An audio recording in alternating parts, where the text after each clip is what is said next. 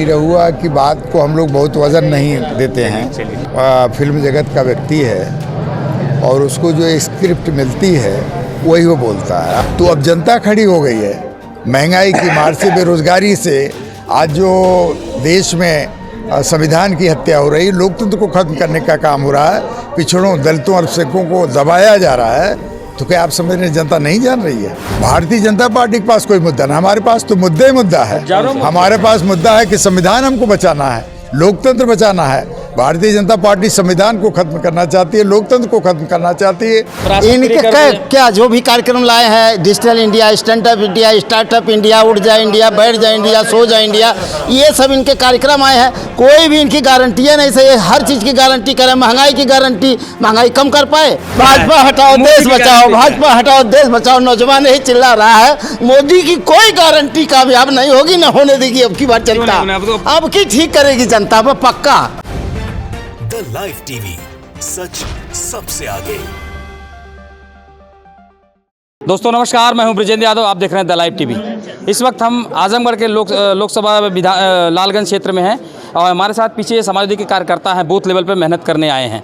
हम इनसे बात करें आखिर में ये लोग 2024 के चुनाव का यहाँ से फतेह क्यों करना चाहते हो, क्या मुद्दा है इन लोगों के, और जनता में कैसे ये लोग जाएंगे, क्योंकि भाजपा कहती है अब की बार हम 400 पार करेंगे। हम हमारे साथ हैं आजमगढ़ के जिला अध्यक्ष हैं हवलदार भाई।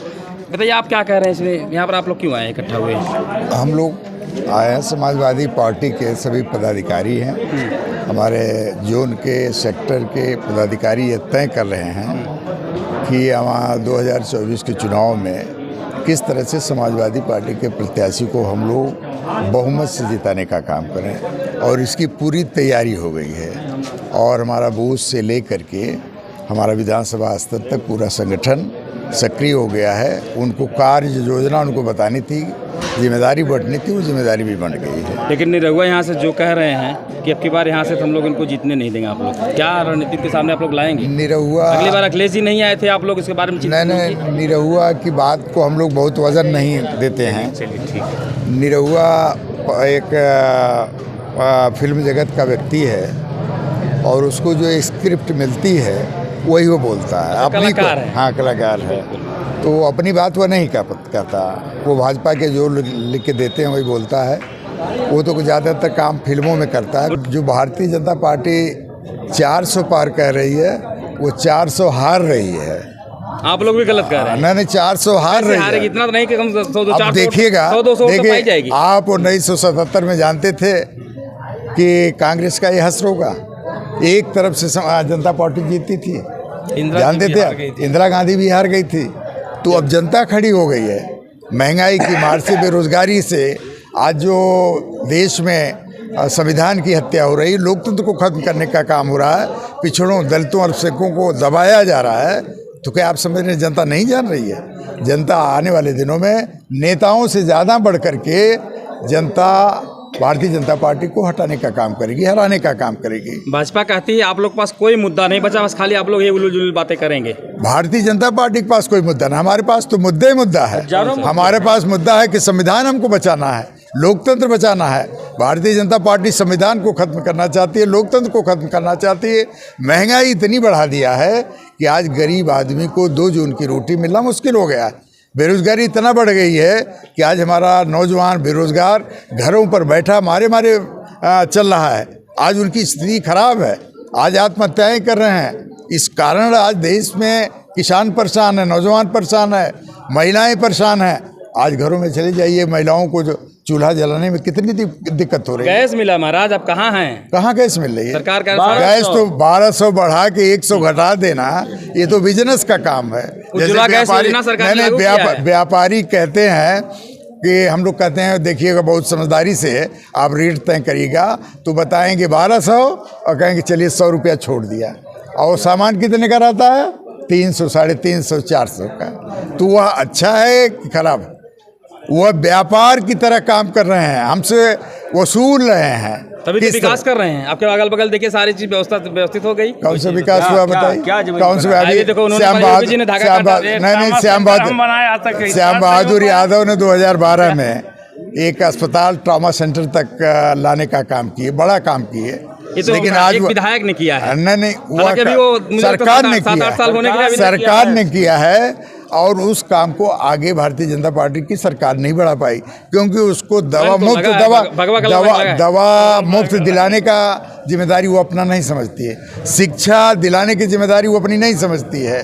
केवल एक जिम्मेदारी समझती है कि लोग मंदिरों में भीड़ कैसे इकट्ठा करें, लोग किस तरह से इनकी बहकाव में आकर धर्म के नाम पर, जात के आधार पर बुनियादी मुद्दे जो हैं उसको न सोचें। लिखा गया, आपको जान रहे हैं उसमें प्रियम्बल में लिखा है धर्म की आज़ादी, लेकिन कोई रोक नहीं सकता, सरकारों के लिए नहीं लिखा है। धर्म की आज़ादी चाहिए, लेकिन धर्म को राजनीति का मोहरा नहीं बनाना चाहिए। धर्म राजनीति के लिए नहीं है। मैं तो बाबा से कहूँगा, जोगी जी से नहीं, मैं बाबा योगी जी से कहूँगा कि यह जो काम बाबा से कहूँगा, जो भाषण आप देते हैं वो मंदिरों में जोगी लोग देते हैं, साधु लोग देते हैं, महात्मा लोग देते हैं। वह संविधान के दायरे में, जो हमारा देश संविधान से बंधा है, वह संविधान के दायरे में रह करके आप बात नहीं करते, आप धर्म की बात करते हैं। सांसद जी नहीं चुनाव लड़ रहे हैं ऑलरेडी, हो सकता है कुछ उनके मुंह से अलग निकल जाए, बात समाज में जाए, बात अलग मत मुद्दा, लेकिन आप तो पूर्व विधायक रहे आजमगढ़ से। क्या है यहाँ पर, कैसे आप लोग जीतेंगे, माहौल कैसा है यहाँ पर? माहौल क्या, समाजवादी पार्टी का हमेशा यहाँ माहौल था, है और रहेगा। हम लोग उसी अंतर से जीता जाएगा जिस अंतर से जीतते रहे। अब एक चूक हो गई, मैंने एक पीछे बयान दिया था कि जब शेर सोता रहता है तो चूहा भी उसकी मुँह से खेल लेता है। वो चूक हो गई सोने की, झपकी आ गई, उसमें चूहे ने मुँह से खेल लिया। वो एक चूक हुई, अब वो चूक नहीं होगी। बस इससे अधिक मुझे कुछ नहीं कहना, अध्यक्ष जी ने सब कह दिया। और आप जो अयोध्या से विकास की बात करते, उस पर मैं कह सकता हूँ कि हम सनातन धर्म को मानने वाले लोग हैं। मैं भी मानता हूँ, मैं भी हिंदू हूँ, मैं भी पूजा करता हूँ, लेकिन हमारे सनातन धर्म की धुरी हैं 4 शंकराचार्य। चारों शंकराचार्य ने मंदिर को अधूरा बताया और वहाँ ना जाने की सलाह दी और ना गए इनविटेशन के बाद भी। उसके बाद भी जो पॉलिटिकल इवेंट होना था वो हुआ, मोदी जी ने किया, और जो जो धर्म ने मना किया वो सब मोदी जी ने किया। लेकिन मैं एक सवाल और आपके, आपके अंदर में 2 लोकसभा सीट आ रही हैं, और निरहुआ के बारे में थोड़ा सा लोग ज़्यादा कॉन्सिडरेशन ले रहे हैं वो, और भाजपा पूरी तरह से उस पर खड़ी हुई है, स्टैंड ली हुई है। लालगंज नहीं लड़ेगी, लालगंज हार मान ली है। कैसे? अरे जब आप कह रहे हैं निरहुआ पर कंसंट्रेट हो गए हैं, तो लालगंज तो वो मान ही नहीं है कि यहाँ समाजवादी पार्टी जीत जाएगी। और आजमगढ़ भी निरहुआ जो पिछली बार जिस तरह से बहन जी ने एक जो समीकरण चल रही है, उनका समीकरण आप लोग समझिए, बहुत आप लोग के विरुद्ध ही काम उनका हुआ है। बोले। इसके पहले गुड्डू जमाली साहब आए थे, उन्होंने हमें ऑन कैमरा कहा था, प्लांटेड पत्रकार मुझे कहा था, हमने पूछा था उनसे। अब लेकिन आप में शामिल हो गए, बात मुद्दा अलग आपके हो गए, लेकिन मीडिया में अगर कोई बात कहता तो बहुत दूर तक जाती है। तो अगर किसी को समझ न पाए, हो सकता कुछ कारण बच जाए, अब कैसे आप लोग सफलता पा लेंगे पूर्वांचल की सीटों में?